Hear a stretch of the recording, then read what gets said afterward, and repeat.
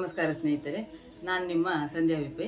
ಇವತ್ತು ನಾನು 3, 12, 21 ಹಾಗೂ 30 ತಾರೀಕಿನಲ್ಲಿ ಹುಟ್ಟಿದವರು ಹೇಗಿರ್ತಾರೆ ಅಂತ ತಿಳಿಸಿಕೊಡ್ತೀನಿ. 3 ಎಂದರೆ ಗುರು ಎಂದರೆ ಜ್ಞಾನಕಾರಕ.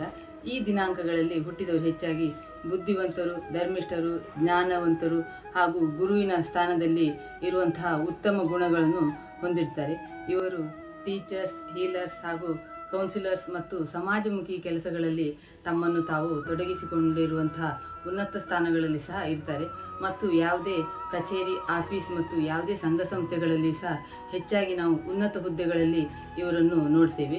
ಇವರು ಯಾವುದೇ ಉನ್ನತ ಹುದ್ದೆಯಲ್ಲಿ ಇದ್ದರೂ ಸಹ ತಮ್ಮ ಸಹೋದ್ಯೋಗಿಗಳಿಗೆ ಬೇಕಾಗುವಂಥ ನಿಯಮಗಳನ್ನು, ಕಾನೂನುಗಳನ್ನು ತರುವಲ್ಲಿ ಯಶಸ್ವಿಯಾಗ್ತಾರೆ. ಯಾಕೆಂತ ಹೇಳಿದರೆ ಇವರು ವಿದ್ಯೆ ಅಥವಾ ಬುದ್ಧಿಗೆ ಹೆಚ್ಚು ಬೆಲೆ ಕೊಡ್ತಾರೆ. ಹಣಕ್ಕಿಂತ ಜಾಸ್ತಿ ಇವರು ವಿದ್ಯೆ ಅಥವಾ ಬುದ್ಧಿಗೆ ಹೆಚ್ಚು ಬೆಲೆಯನ್ನು ಕೊಡ್ತಾರೆ. ಮತ್ತು ಇವರು ಒಂದೇ ಸಮಯದಲ್ಲಿ ಅನೇಕ ಕೆಲಸವನ್ನು ಮಾಡುವಂತಹ ಮಲ್ಟಿ ಟಾಸ್ಕರ್ಸ್ ಎನ್ನುವಂತಹ ಗುಂಪಿಗೆ ಸೇರಿದವರಾಗಿರ್ತಾರೆ. ಹೀಗೆ ಇವರು ತಮ್ಮ ಜ್ಞಾನವನ್ನು ಎಲ್ಲ ಕಡೆಯಲ್ಲಿ ಪಸರಿಸಿಕೊಂಡು ಉನ್ನತ ಕೀರ್ತಿ ಮತ್ತು ಪ್ರತಿಷ್ಠೆಗೆ ಪಾತ್ರರಾಗಿರುತ್ತಾರೆ.